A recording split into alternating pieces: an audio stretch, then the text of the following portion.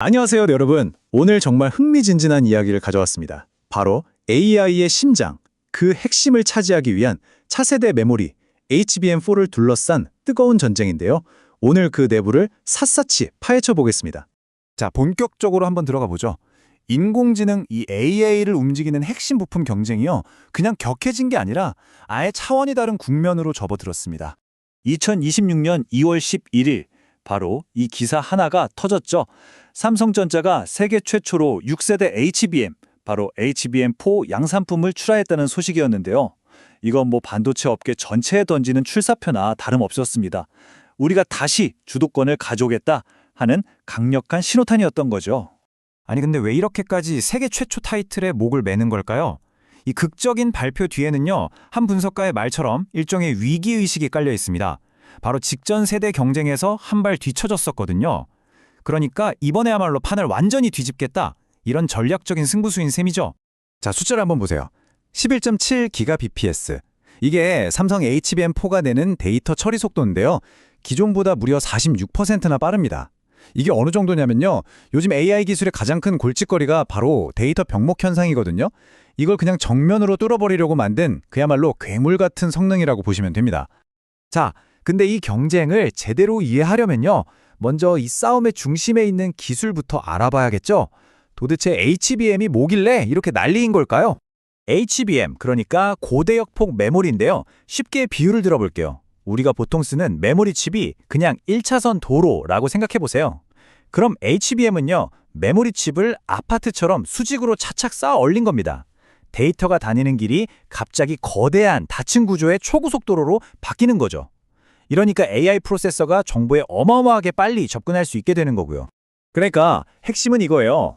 AI 모델은 점점 더 커지고 똑똑해지잖아요? 그러면서 삼켜야 하는 데이터의 양을 정말 상상을 초월할 정도로 늘어나고 있습니다. 바로 여기서 엄청난 병목 현상이 생기는 건데, 이걸 해결할 수 있는 열쇠가 바로 HBM4 같은 초고속 메모리인 겁니다. 자, 이 기술 경쟁은요, 결국 두 거인의 이야기로 귀결됩니다. 한 명은 현재 시장을 꽉 쥐고 있는 챔피언, 그리고 다른 한 명은 과거의 영광을 되찾으려는 집념의 도전자. 이 두 기업의 대결이죠. 바로 이 구도입니다.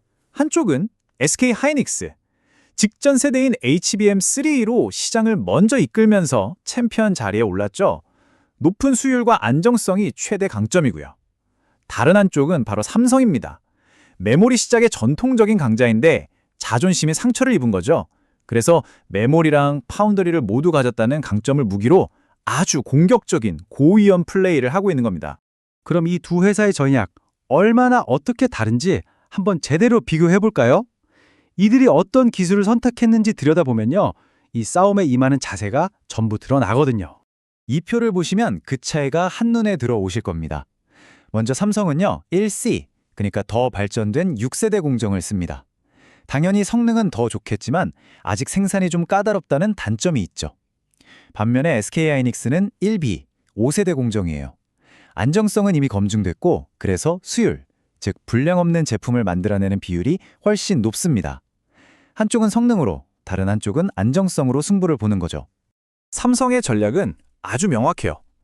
우리는 메모리도 만들고 파운드리, 그러니까 반도체 위탁 생산도 하잖아? 이걸 무기로 쓰는 겁니다. 핵심 디램은 최신 원C 공정으로, 그 밑에 까는 베이스 다이라는 부품은 자체 4나노 파운드리 공정으로 직접 만드는 거죠. 이건 초기 수율이 좀 낮게 나오는 위험을 감수하더라도 성능만큼은 최고를 찍겠다는 그야말로 하이 리스크, 하이 리턴 베팅인 셈입니다. 자, 그럼 SK 하이닉스는 어떨까요?